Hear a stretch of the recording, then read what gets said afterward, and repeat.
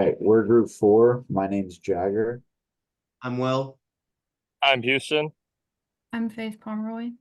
I'm Kyla Smith. And I'm Jason Williams. and we're going to be presenting all these management issues. So we have a little agenda set up today.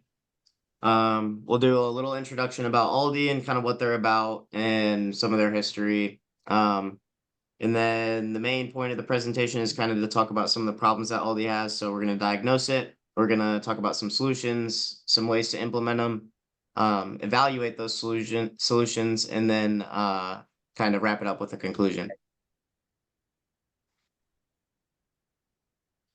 So to introduce a little bit of Aldi and kind of what the presentation is about, Aldi is a very good company, but they do have some shortcomings. So kind of like our plan here today is to talk about what Aldi struggles with and some of the things that we can do or they could possibly do to fix some of those problems that they have. There are there's like one or two main problems that we're going to talk about, but yeah, we can move on. So to talk about Aldi just a little bit, Aldi's a retail powerhouse known for its efficiency and low prices. The company was founded in 1946 by two German brothers named Karl and Theo Alberts. They were really strong about affordability and efficiency. So if you've ever been to an Aldi, you know that the store layout is kind of mapped out to be as efficient as possible. And they also have kind of, like I said in the second paragraph, that a one-of-a-kind checkout process where they do things very rapidly. All of their packaging and all of their Aldi items have barcodes all over the packaging, so you can kind of just swipe them through as quickly as possible. And it's also already kind of a discount store. They have pretty cheap stuff just overall. But even with them doing pretty well, I worked at Aldi and there were some things that we'll talk about in the presentation, like poor management and a bad work-life balance. It was a great company to work for, but there was some weird things when it came to management, and it felt like the manager in the position, from my knowledge, was hired because she knew the district manager, and things like that just become a little sketchy because I don't think it could have performed as well as it could with maybe some better management. But and then work-life balance, it's a labor-intensive job, and you're also working hours that they kind of set for you. You don't really you kind of have like a general time that you have to make, but um those are kind of the two main things that we're going to talk about in this presentation that I think Aldi could work on. So going into the diagnosis, through research, our group was able to find multiple shortcomings that the grocery store chain faced. These include supply chain problems, no work-to-life balance, bad management, employees are expected to multitask, rare opportunities for overtime, and like Will said, it's a physically demanding job. And then kind of building off of what was just said there, in the diagnosis, out of all of these things that we mentioned, we came together as a group and decided that the two main issues for Aldi that was really holding them back was their supply chain issues and their bad work-to-life balance.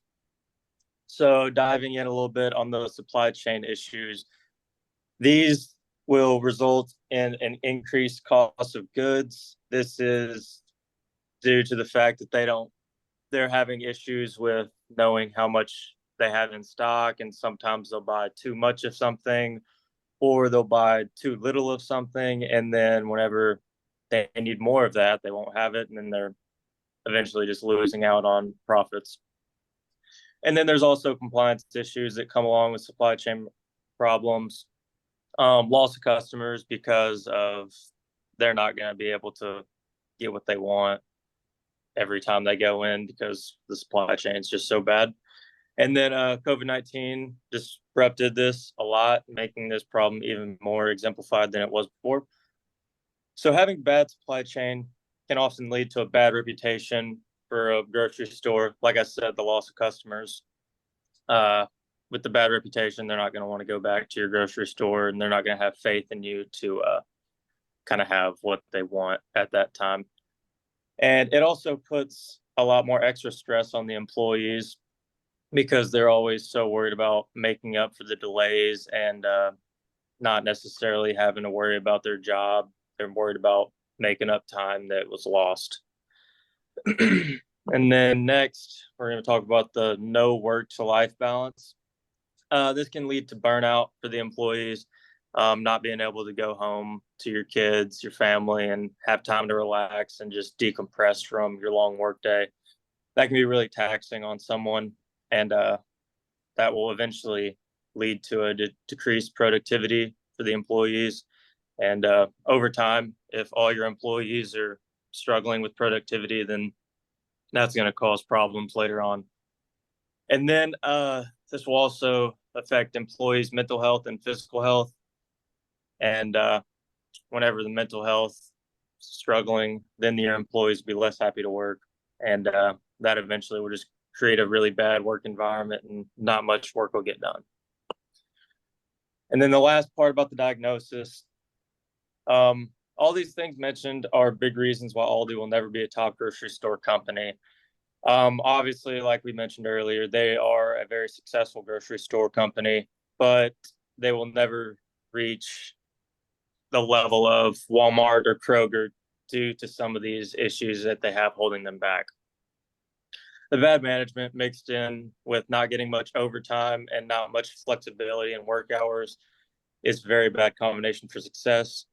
But worst of all these supply chain problems and their bad work-life balance are the two biggest issues that need to be fixed if they want to excel in the grocery store market.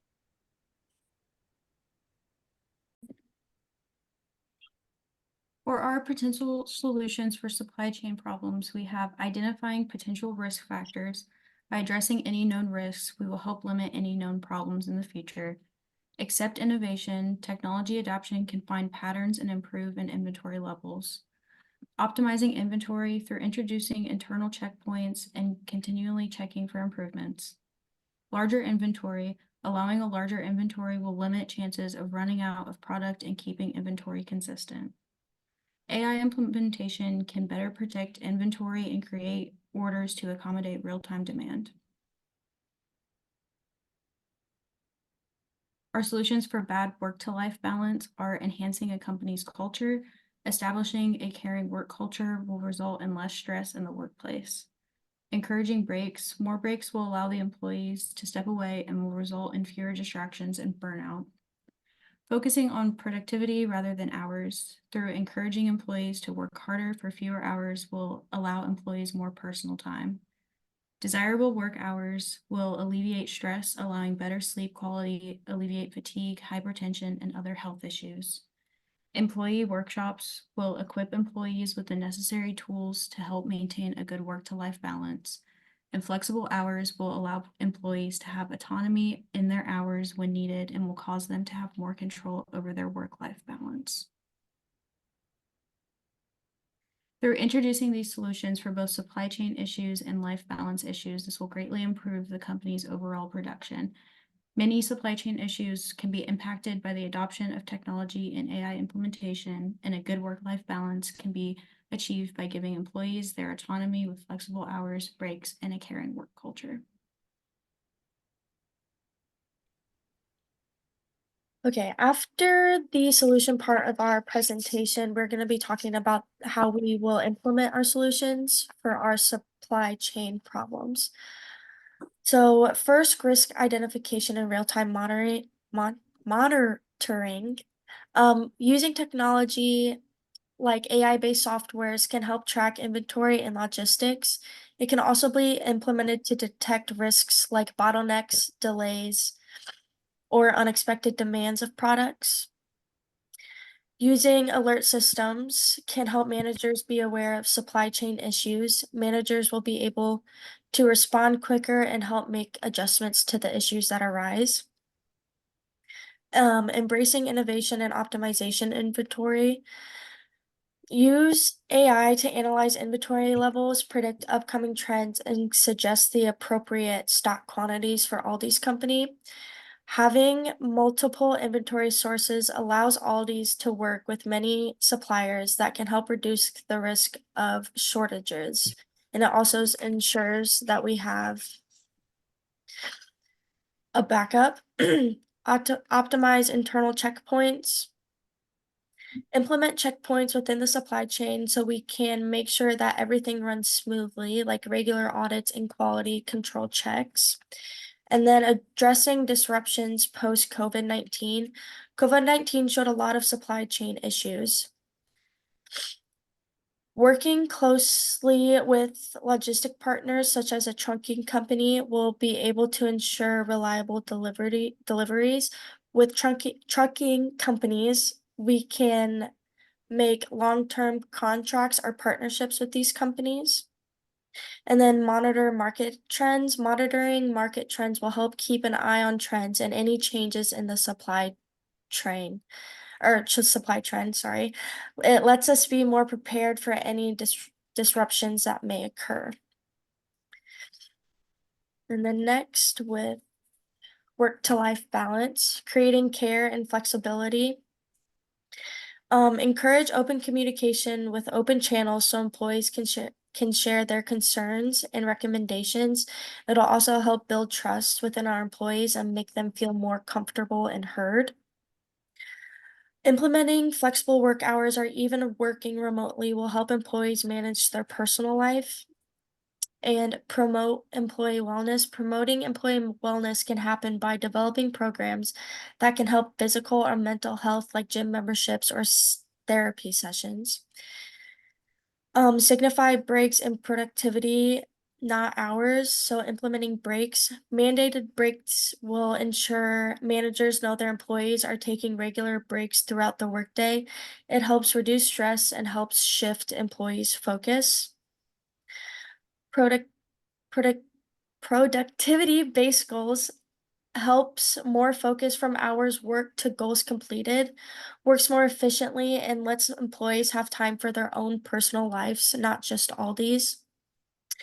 And then using employee surveys or HR software to track the workload and look for signs of burnout so we can see how our employees are feeling during the work week. And then addressing health risks from overworking. Implementing a maximum hours of work throughout the week can help reduce the risks of overworked employees. Health workshops can provide help with stress management and good work habits for our employees as well, and encourage employees to use PTO and make sure they don't feel too pressured to work outside regular work hours. So let's say on Thursday, they've already completed 40 hours of work. If they want to take their PTO and get paid for the 8 hours they would be working on Friday, but not actually having to go in, would benefit them greatly. So the evaluation part of our presentation, so how are we gonna evaluate how successful our solution was? So first of all, we're gonna take these indicators and that's what we're gonna use to evaluate if our solution was successful or not. So the first indicator is surveys and interviews. So we're gonna survey and interview our employees to see kind of where their mind's at, what they think about our solutions. But we also just want to understand the employees' experiences. Knowing employees' goals is also crucial for being able to help improve work-life balance. We're also going to use KPIs, which are key performance indicators, such as project completion rates per employee or sales revenue per employee. But again, we also want to focus on production, not hours. So this allows us to measure impact of that strategy on the employees. And we're also going to use productivity metrics before and after implementation. And we're just going to compare these two just to see how successful our company is doing before and after the solution. Now we're also going to use feedback from stakeholders, which are people participating in the program. This allows us to gain firsthand experience or firsthand knowledge from the employees, managers, and suppliers who are working with the AI powered systems in the pilot program, because we're going to use AI as one of our solutions. We're also going to use data analytical tools and AI algorithms to help us evaluate if our solutions were successful. So we use these to measure things such as turnover ratio, margins, fulfillment time, and a bunch of other stuff. But this will also allow us to have the bigger picture of how well our solutions are working.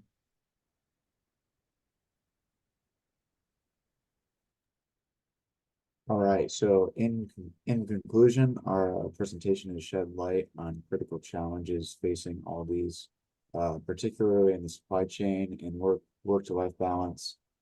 These issues, if left unaddressed, jeopardize the company's competitive edge in the market. However, by implementing strategic solutions such as embracing technology innovation, optimizing inventory management, fostering a supportive work culture, and prioritizing employee well-being, Aldi can navigate these obstacles successfully through diligent monitoring, feedback collection, and data analysis. The effectiveness of these solutions can be evaluated over time, ensuring sustained improvement and positioning Aldi's as a leader in the retail industry. Group 4 would just like to say thank you for watching and listening to our presentation about the problems, solutions, implementation, and evaluations of Aldi's company within their supply chain issues and work to life issues with their employees. Thank you.